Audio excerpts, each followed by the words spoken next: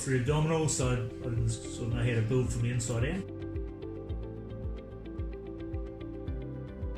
But I had actually started back before I started with you guys. Yep.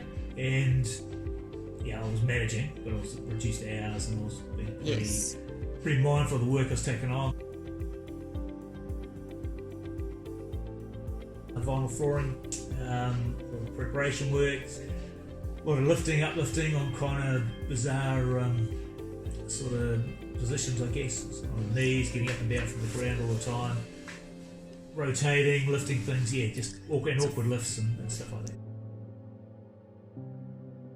I've been off work and hadn't been able to do anything, so it was a chance to actually get an established program and kick back into a routine. So it kind of made me do it, knowing that there was 2 weekly assessments. So it was kind of like the kind of thing you could just sort of cram the night before. When I first went to work, there were a few things I was doing and lifting that, and I was a bit hesitant. I was kind of second guessing a lot of things I was doing, whereas now I'm just doing stuff.